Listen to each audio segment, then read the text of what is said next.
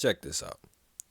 I've always enjoyed the game of chess and favored it over a game like checkers because chess is a thinking man's game.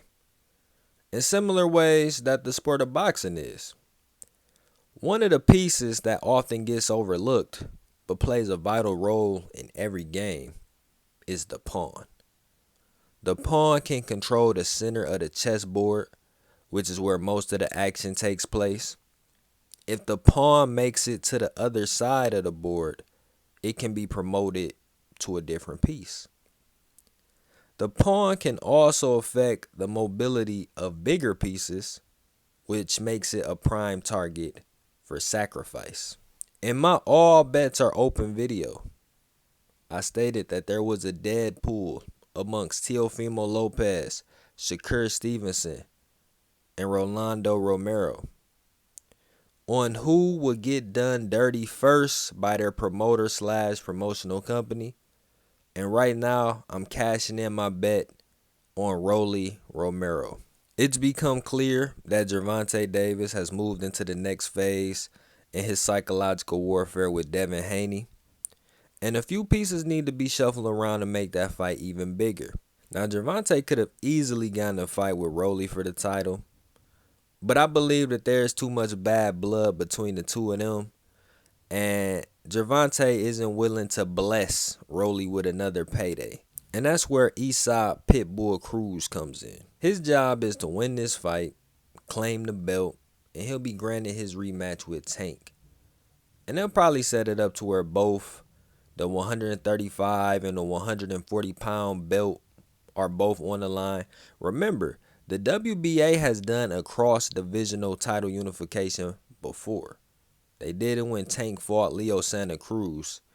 So I don't see any reason why they wouldn't do it here. But for that to happen, Pitbull has to win. On the other hand, Rolly can flip the table and change the game's entire trajectory with the win. Which, if he does, I believe it will prolong the Davis-Haney fight even longer. Unless Gervonta put his personal feelings to the side and fight Romero himself. Because as long as Teofimo is with Top Rank, I do not see him and Gervonta fighting. Subriel Matisse might be possible, but I see him fighting Devin before I see him fighting Gervonta. As for the actual fight, Rolly is coming into this fight with a new trainer. And honestly, I don't blame him. He looked abysmal in his last fight. And it seems that his new trainer has him working on head movement, which is one of the many flaws that Rolly possesses as a boxer. There is one thing that Rolly's former coach, Coach Bullet, said in his Fight Hype interview that I agree with. And it's a similar problem that Deontay Wilder experienced in the third Tyson Fury fight. And it's that Rolly's fighting habits will not change. In the early rounds, he'll try out these new tricks that he learned, but once he start losing rounds and he start getting hit with some hard punches, he'll go back to his original style of fighting. And that's mostly due to Rolly having a late start in boxing. If he started boxing around the same age as Pitbull Cruz started, then I wouldn't have this same stance. For Rolly to win this fight, there are two punches that he's going to have to utilize effectively. And that's the jab and the uppercut. When Rolly uses his jab, it's normally to control distance or to set up his offense. Pitbull Cruz is a fighter who loves to time the jab.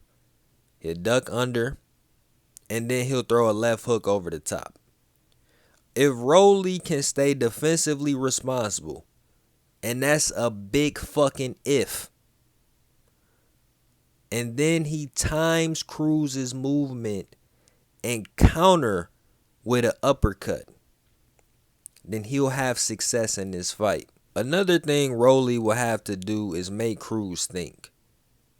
When Cruz fought Davis, and even in his last fight against Cabrera, Cruz wouldn't rush in on these guys because they made him pay for that. Mostly by being defensively responsible and countering. Again, being defensively responsible is not a strong point for Romero. But to beat a fighter like Cruz, that's what you're going to need to be. For Cruz, he can't take Rolly too lightly.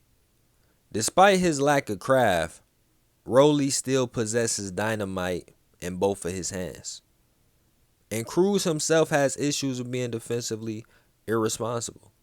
If he's not careful, it could be an early night for him. And follow-ups are going to be important for Cruz. Because one thing about Rolly, he likes to throw punches and stay in the danger zone. So combination punching is going to be huge for Cruz in this fight. And Cruz shouldn't rush the KO. The more this fight continues, the more sloppy Rolly will become, and the knockout will eventually present itself. As for my prediction, I have Cruz getting a stoppage within the first 4 rounds, particularly in the 3rd round. Look, man, Rolly doesn't possess the necessary craft or experience to defeat a guy like Cruz. The only way I see Rolly winning is if he gets a 1-punch knockout or a TKO.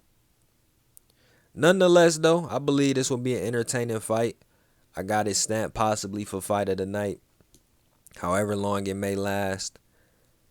And we'll see where the pieces move in the aftermath. Peace.